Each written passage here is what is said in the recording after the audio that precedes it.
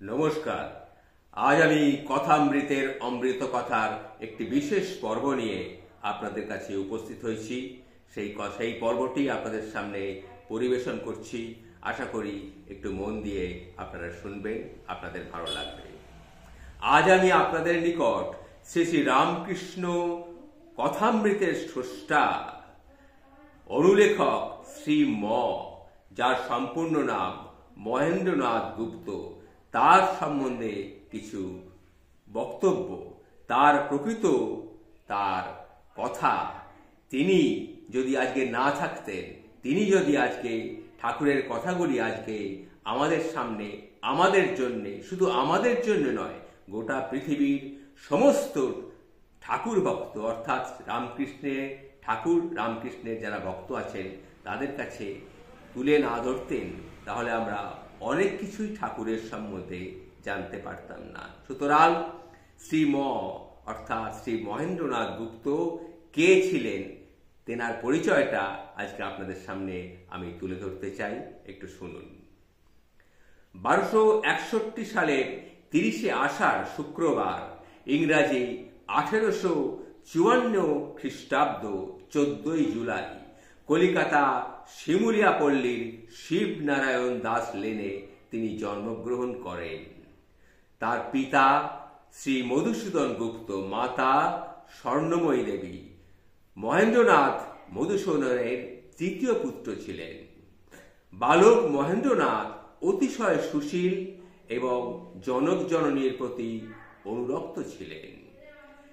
একবার 5 বৎসর বয়সকালে মায়ের সহিত মহেশের হ্রদ দেখতে গিয়ে প্রত্যাবর্তন যখন করছিলেন, হ্রদ দেখে প্রত্যাবর্তন কালে নৌকা দক্ষিণেশ্বরের ঘাটে এসে লাগে। তখন তিনি মন্দিরের মা ভবতারিণী দেখার জন্য ক্রন্দন করতে থাকেন। তিনি যেন মানস চক্ষে সদ্য নির্মিত ও প্রতিষ্ঠিত দেবায়নের শ্বেত কান্তি দেখতে পাচ্ছিলেন। তিনি যখন কান্নাকাটি করছিলেন, কে একজন তখন তাকে সান্ত্বনা দেবার জন্য এগিয়ে আসেন। তিনি তাকে বিভিন্নভাবে সান্ত্বনা দিয়ে তার ক্রন্দন দূর করিয়ে দেন। তিনি হয়তো স্বয়ং ঠাকুর হলেও হতে পারেন। মহেন্দ্রনাথ হেয়ার স্কুলে পড়াশোনা করেছিলেন। প্রতিটি পরীক্ষায় তিনি প্রথম বা দ্বিতীয় স্থান অধিকার করতেন।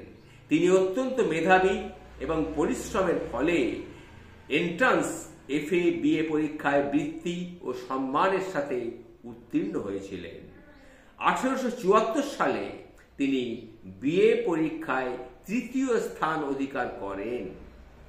বিদ্যজন কালে 1874 সালে তিনি কেশবচন্দ্র সেনের ভগ্নী ঠাকুরচরণ সেনের কন্যা শ্রীমতী কুঞ্জদেবীকে বিবাহ করেন। তার বিবাহের পর কিছুদিন বাদে তিনি সরকারি কার্য করেন এবং তারপরে সওদাগরি অফিসেও তিনি কিছুদিন কার্য করেছিলেন। তারপর তিনি অধ্যাপনার কাজে নিযুক্ত হয়েছিলেন। 1882 সালে যখন তিনি শ্রী শ্রী ঠাকুরের কাছে আসেন, অর্থাৎ ঠাকুরের কাছে যান, ঠাকুরের কাছে যাওয়া আসা তিনি আরম্ভ করলেন, তখন তিনি শ্যামবাজার বিদ্যাসাগর শ্যামপুকুর ব্রাঞ্চ স্কুলের প্রধান শিক্ষক ছিলেন। রাখাল, পূর্ণ, বাবুরাম, বিনোদ, বঙ্কিম, তেজচন্দ্র, ক্ষীরোদ প্রভৃতি ঠাকুরের অন্তরঙ্গ ভক্তগণ সেই সময় যারা যেতেন, সেই সময় ওই স্কুলেরই তারা ছাত্র ছিলেন। ওনারা সকলেই এই মহেন্দ্রগুপ্তকে মাস্টারমশাই বলেই সম্বোধন করতেন। এদের এই মাস্টারমশাই বলা থেকে ঠাকুর নিজেও, ঠাকুর শ্রী শ্রী রামকৃষ্ণ পরমহংসদেবও এই মহেন্দ্রগুপ্তকে মাস্টার বলেই সম্বোধন করতেন। শ্রী রামকৃষ্ণ ভক্তমণ্ডলীতে উনি মাস্টারমশাই নামে দেখতে দেখতে প্রখ্যাত হয়ে যান। ঠাকুরও তাকে মাস্টারমশাই বলে ডাকতেন। ঠাকুর অনেক অন্তরঙ্গ সন্ন্যাসী, ভক্ত ও গৃহী সন্তানকে এই মহেন্দ্রগুপ্ত অর্থাৎ শ্রী ঠাকুরের কাছে নিয়ে গিয়েছিলেন এবং এসব দেখে একদিন শ্রী গিরিশচন্দ্র ঘোষ বলেছিলেন, মাস্টার মশাই দেখছি সব কাজে বেশ চুপি চুপি সারতে পারেন। একথা শ্রী গিরিশচন্দ্র ঘোষ একদিন বলেছিলেন।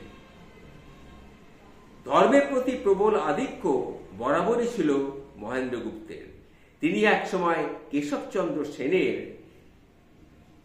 ব্রাহ্ম সমাজে যাতায়াত করতেন এবং সেখানে উপাসনা গিয়ে তিনি যেতেন এবং উপাসনা শুনতেন।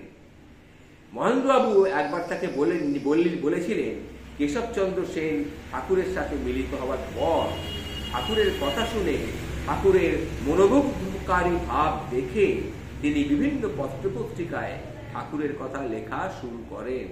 সুতরাং কেশবচন্দ্র সেন নিজে ব্রাহ্ম সমাজের উদ্যোগী হওয়া সত্ত্বেও, ব্রাহ্ম সমাজে নিত্য যাতায়াত করা সত্ত্বেও, কেশবচন্দ্র সেন যখন ঠাকুরের সম্মুখস্থ হন, তিনি ঠাকুরকে দেখে, ঠাকুরের কথা শুনে অভিভূত হয়ে পড়েন এবং তিনি সেই সময় বিভিন্ন পত্রপত্রিকায় ঠাকুরের সম্বন্ধে লিখতে শুরু করেন। ফলে ঠাকুরের পরিচিতি অনেক বেড়ে যায়। পরিশেষে বলি, আজ আমরা শ্রীম বা মহেন্দ্রগুপ্তকে যদি না পেতাম, তাহলে শ্রী শ্রী ঠাকুর রামকৃষ্ণের এই সকল অমিয় মধুর বাণী, ঈশ্বর সম্বন্ধে অসাধারণ ঐশ্বর্য ব্যাখ্যা, এমন সহজ সরল ব্যাখ্যা যা আমাদের জীবনকে ধন্য করেছে, ঈশ্বরের সম্বন্ধে সম্যক ধারণা দিয়েছে, তা থেকে আমরা বঞ্চিত হতাম। তাই আমি এবং ভবিষ্যতের পৃথিবী শ্রীমকে সশ্রদ্ধ প্রণাম জানাই। অর্থাৎ শ্রীম আমাদের কথামৃতের যিনি অনুলেখক, সেই শ্রীম মহেন্দ্রগুপ্ত আমাদের সকলের প্রণম্য। ওনাকে আমি সশ্রদ্ধ প্রণাম জানাই। জয় শ্রী রামকৃষ্ণ, জয় শ্রী রামকৃষ্ণ, জয় শ্রী রামকৃষ্ণ।